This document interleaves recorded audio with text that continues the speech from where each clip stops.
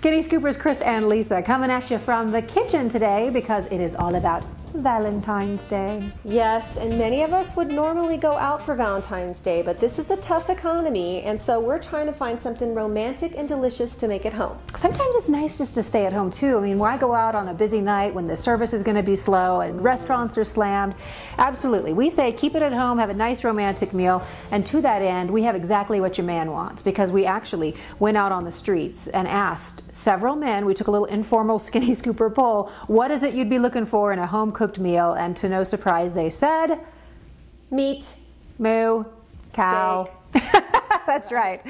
All right, so does that have to blow your diet? No, it is a night of indulgence, no question. You should enjoy yourself. But you know what? Let's go with one of the leaner cuts we can find. And we're talking about flank steak. Baby got back. That's right. So the basis for this recipe today is going to revolve around this awesome food find we've come across. It's McCormick's crusting blend. We're going to do a crusted flank steak. This is very cool. It is French onion, pepper, and herb. There are other varieties. You can find them on the spice aisle.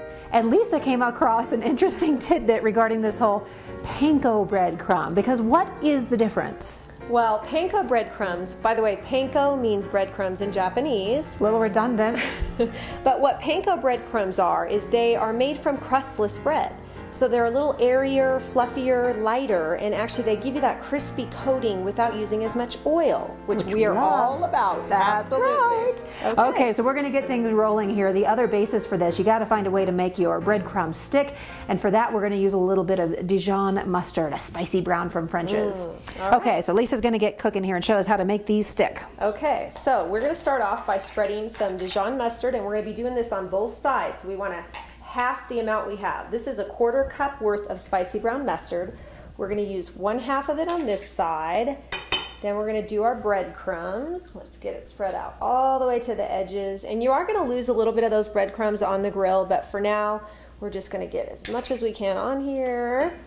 Okay, let's get some breadcrumbs going. We're going to use 1/2 of our breadcrumbs on this side. And then we're going to flip it over and start again.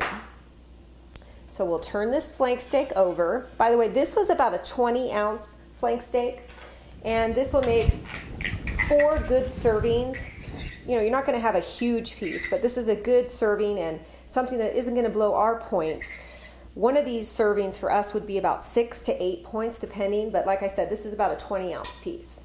I do love every now and then as a treat red meat. I really do. I try not to have it too often, but you know, it can be a healthy source of protein, and if you choose the right cuts and get a little leaner, it's a great part of an overall diet. Absolutely. So we're going to finish up and coat the other side of this piece of flank steak. Here we go.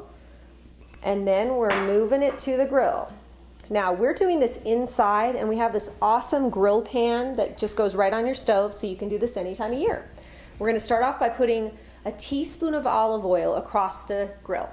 We're going to spread the oil, and we're going to use a brush and make sure we have it evenly to cover the area that we're going to put this piece of meat on. Ooh. I'm going to recommend that you do medium-high heat on your griddle, and it will get hot. It's been heated, like we said, preheated. And I would say 6 to 8 minutes per side, and it really does depend on how thick it is. We're going to cut some thin slices. Perfect. Ooh, that is beautiful. Perfect, Lisa. It smells so good.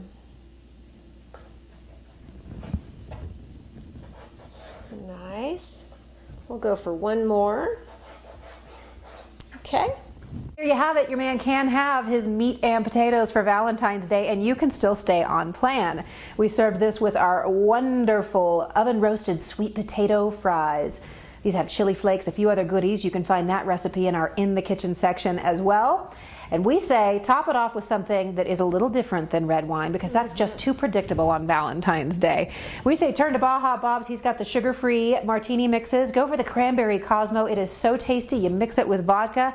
It is a beautiful pink drink for your Valentine's Day. Oh, and of course we won't leave you hanging without dessert. One little suggestion on that front too. We have a from scratch chocolate cake recipe, and this is an old family recipe from my mom. And the basis is cocoa powder, and we have a few little secret ingredients where you can cut back the oil. It is so moist and delicious, you don't even need frosting. That's right, and you can catch us on CBS 13 Sacramento making this cake, and of course we'll put it in our food find section for you as well. Very tasty and Lisa's own family secret. Okay, so there you have it, the cocktails, the dessert, and the main meal. We hope you have a wonderful Valentine's Day, truly. Whether you have a romantic candlelit evening planned or maybe you're just hanging with the girls, still a great recipe. Yes, absolutely. Okay, from Chris and Lisa, happy Valentine's Day.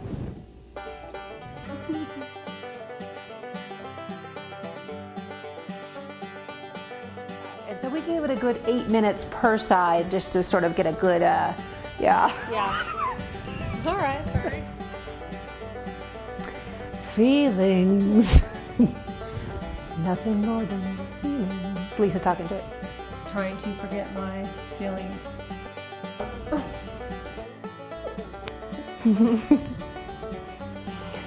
Okay, got our plate. All right. No? You want me to keep cutting? No, you're shutting off. Oh, sorry. When it doesn't have as much fat, it's not going to be as lean. Oh, wait a minute. Inspector Gadget. It's Dijon, it's not Dijonnaise. Dijon, I mean.